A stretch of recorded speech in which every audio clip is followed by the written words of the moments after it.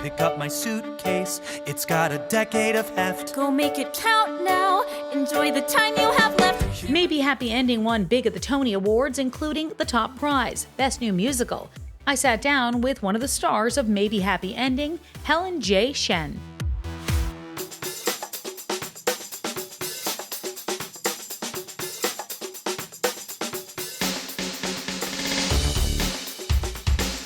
Maybe Happy Ending, but it's like maybe happy beginning for you in so many ways. Oh, that is such a lovely way to put it. I think it's been sort of around a year since I auditioned and did my first callback and found out that I was going to be going on this journey, and needless to say, it's been quite the year of just dream coming true after dream coming true. This is beyond anything I could have ever dreamed. I think even if I had tried to manifest something like this, it wouldn't have been even this good. The biggest dream was even getting to do it for an audience and bringing this incredible story and vision to audiences every night. And I get to do that 8 shows a week. I'm going tonight to do another one, and it just keeps surprising me and continues to teach me lessons about life that I just feel very grateful for. And then to have accolades and outside external validation on top is cherries on top. What are some of the lessons you think you walk away from just because of the story and because of how different the story is too? Bringing a show like Maybe Happy Ending, a lesson that I'm learning is that people are hungry and excited to listen to different stories and be surprised and go into a theater not knowing what they're going to expect. And that's been really lovely to bring that gift to people. And then the piece itself has such beautiful musings about mortality and being grateful for the little things in life and the little moments, maybe that seem quiet on paper, but are the little gems of life that we can then point to and really, I think like our Firefly moment is a great example of when we stop to smell the roses and we stop to actually appreciate how beautiful life can be. That's how we can connect with other people. Where it started on Broadway to where it is right now, could you have imagined that when it came out of the gate? 100% no. No, not at all. I think our tech is so glorious and so expansive and takes us all on such a transporting journey.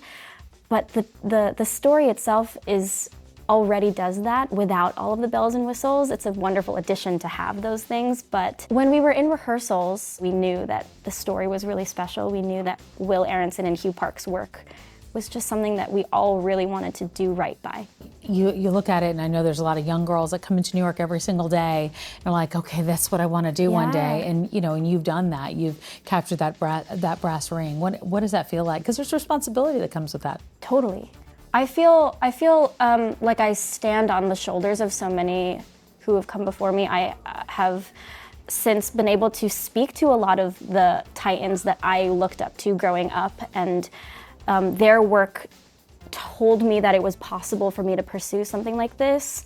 And so I feel that when I go out to Stage Door every night and I see little kids at the stage door who have their minds opened in this way for the first time, that feels really exciting. And yeah, to be able to pursue my dreams and do something like this and sing for a living, tell stories for a living is such a privilege. I feel the weight of like my family's sacrifices. I feel the weight of the fact that there's people championing art and continuing to make that possible for people. And to add to that canon is really humbling. I'm really excited about it. Who are some of the people that you've looked up to through the years that that might even be on Broadway now? I don't know.